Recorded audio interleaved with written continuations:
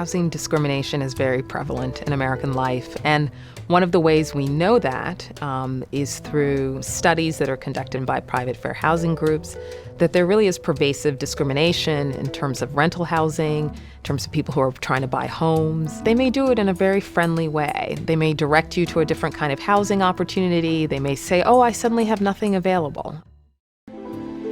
These days, as I meet people living on the edge, I can't help but notice that just about all of them are people of color.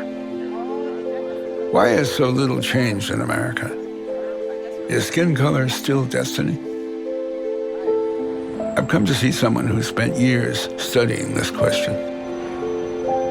I really first got interested in segregation as a young child when I started getting bused from a black neighborhood in Waterloo, Iowa, to go to white schools across the other side of town.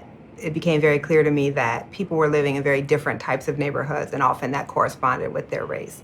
But when people have the chance to live in integrated neighborhoods, people do see that we're all pretty much the same, and we all pretty much want the same things. The problem is, in this country, it's so rare that we get that opportunity, and especially in cities like New York. When I think about segregation, it's in the South.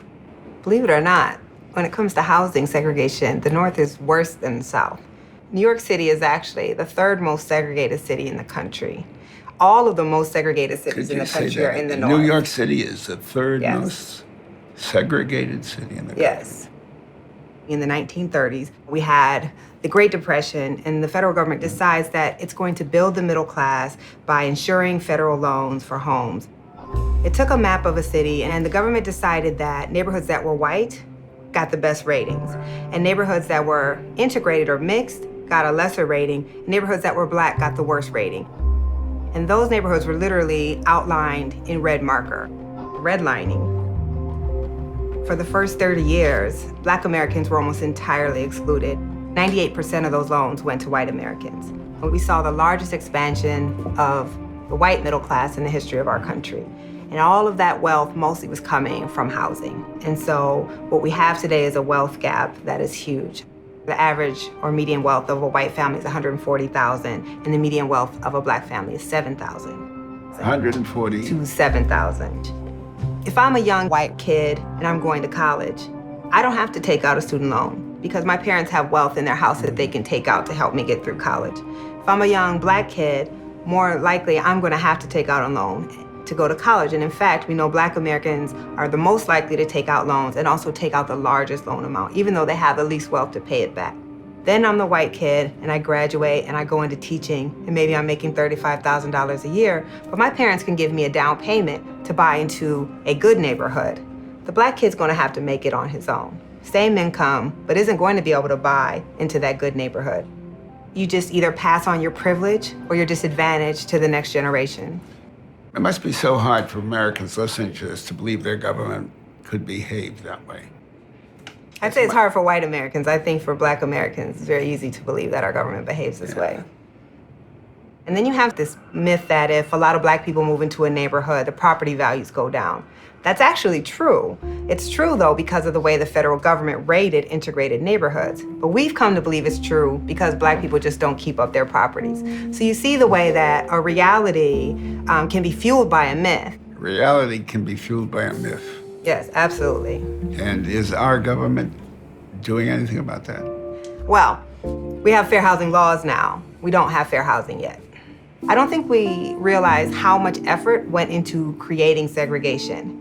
We had cooperation from individual homeowners all the way up to the federal government to reorder our society in a way that harmed Black Americans and helped white Americans. So you have to break it up. You have to do what you did to create it. To end segregation, you have to break it up. I agree. But how can you fight something that's so widespread and so subtle?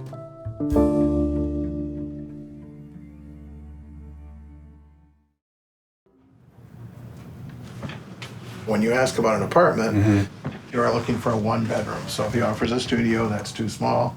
If he offers a bigger size unit, it's probably going to be too expensive. So you're sticking with a one-bedroom. So when is an apartment available, price range, you apartment. Make $41,000 a year. My wife, Suzanne, makes $29,000. I've been at my job for 4 years. She's been at a job for 6. Remember my phone number?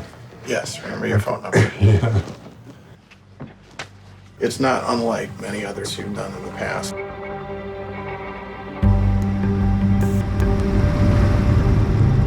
My name is Roger White.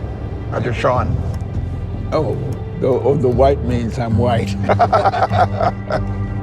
So my name is Roger Sean. My wife's name is Mona. She works at Cavalry Hospital, and we're looking for $1,300 to $1,500, 1 bedroom. We're doing that because my wife would love to be a little closer to where she works. She's now 30 years old. Fred Freiberg's group is an investigative outfit that hires actors to pretend they're searching for apartments. Today, that's what I'm doing. I'll be carrying a hidden camera to find out whether a landlord racially discriminates. Will the landlord tell one thing to me and another to LB? If the landlord treats us differently, Fred Center intends to sue him. We did test a number of buildings in the neighborhood you're going to and found this one was, in fact, discriminating based on race. Your organization has been in business for 11 years, and you've sued often, I understand. We do sue often when we find discrimination. We have not lost a case. But why are you doing? I mean, you're exceedingly white. Yes, but I realize the harm that comes to everybody, including white people in the society and living in a segregated society. I know I was greatly impaired growing up in a segregated white neighborhood, going to segregated white schools, not having contact with people of other races and cultures, impaired my ability to function now in a more multiracial society.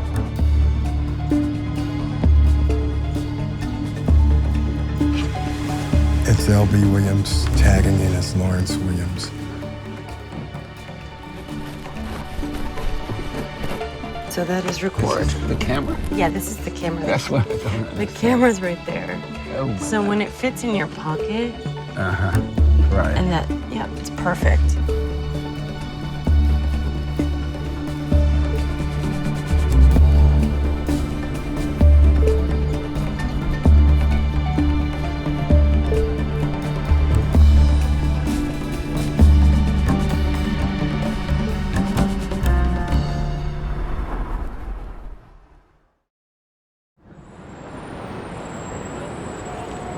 The Fair Housing Justice Center is a nonprofit civil rights organization based here in New York City. What we did this past week here in New York is we tested in a predominantly white neighborhood and sent L.B. Williams and Norman Lear. And we actually have an audio and video account of what occurred during these visits. So this is L.B.'s recording. Hi. Are you the landlord? My wife and I are looking for a 1-bedroom apartment. Last month I rented 1, 2 months ago I rented 2. At Okay. the moment I have no vacancies here. Okay, no vacancies? No, at the moment. Okay, when do you think you have one that will be available? 1 bedroom I don't expect, 2 bedroom I don't expect. Maybe a studio, middle of next month. Okay. He clearly said there was no 1 bedroom available. Clearly. He said it several times. So this was basically Tuesday night, and then Wednesday morning, you visited the same landlord. Hey, how you doing? Hey, my wife was out here the other day, and I guess she saw that sign, so. Yeah, We were looking for a 1-bedroom apartment. I'm going to have a studio here, and I have 1 bedroom in Pelham Bay. I think I know where that is. And the Right studio Middletown here. Road. Studio I'm going to have end of the month here. Terrific. I thank you very much, sir. You got told about a studio apartment in that building And that was a- coming a- available. A 1-bedroom apartment was available, which he's willing to show me, and a studio. Yeah, and the one bedroom, according to the recording, is in Pelham Bay on Wellman Avenue, another predominantly white last neighborhood. night, the way LB was treated, was that a surprise to you? No, it was not, because we had previously investigated this building and done multiple African-American white tests at this building, and the exact conduct that we observed on your test, we observed 3 additional previous times. The way this housing provider does business is to discriminate against African Americans. No, isn't that against the law? It is. So why hasn't something been done about it? Well, I think part of it goes to this issue of the type of discrimination it is. If LB had been a bona fide apartment seeker, he would have had no idea that the agent was lying to him about availabilities. So you'd have no inclination to file a housing discrimination complaint. So everything we're talking about, how pervasive is this? I think it still accounts for much of the segregation that we see in our metropolitan regions. It's one of the prominent factors, I think, in why we don't move more quickly toward a more integrated society. I think people of color carry additional baggage through no fault of our own that other people, that white people don't worry about, essentially. There's this issue that you always have to be aware of, that someone is going to look at you differently, than, not for what you are, essentially, but for what you look like. It always saddens me. It consistently says to me, as an African American, that I'm less than. And that's a horrible feeling to feel. You deserve a lot of credit for doing this. I feel like I have to, you know, it's my way of making a difference. I think hopefully shining a light on the problem in this forum by bringing the lawsuits that we subsequently will in response to these situations will show the government that it is possible to uncover this discriminatory conduct, but you've got to devote the enforcement resources to do it.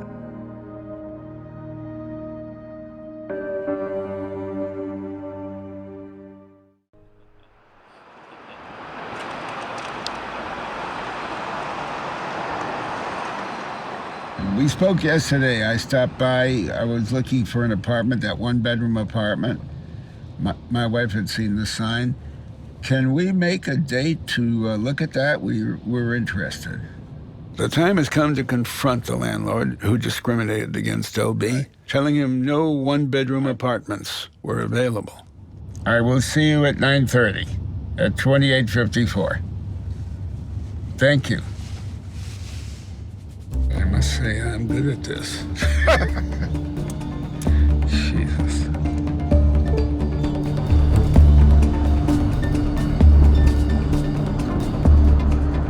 Being a part of this experiment has shown me that racism still stains our country. Through subtle words and gestures that shut people of color out of neighborhoods and out of opportunity. The landlord's actions placed me on one side of the divide and LB on the other. Now I want to see how he will answer for himself.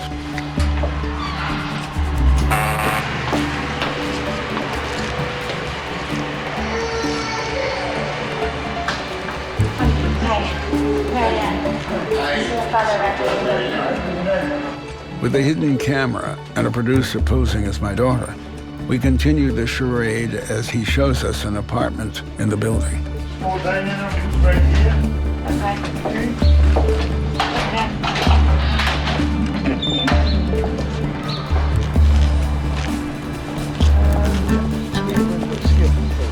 Those 2 windows. This is the kitchen. This is the living room. And the fourth.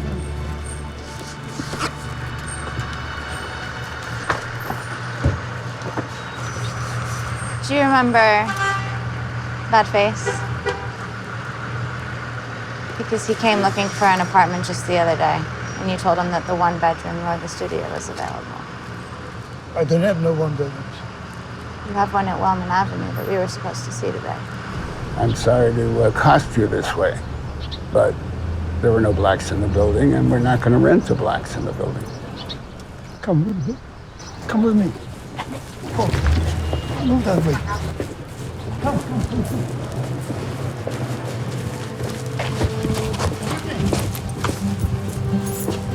I don't want cameras here.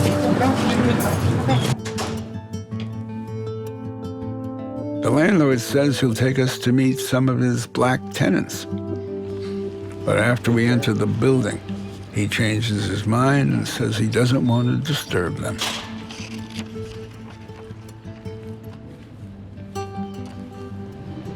He lied, I believe. And he represents a good deal of America. And I'm not sad because they're bad guys. I'm sad because we don't have a culture that discusses us with them and with the so-called good guys. You know, we're all going to have to know about it, think about it, talk about it before we ever get past it. I feel sadder for having done it because this is our America, and it isn't what we promised.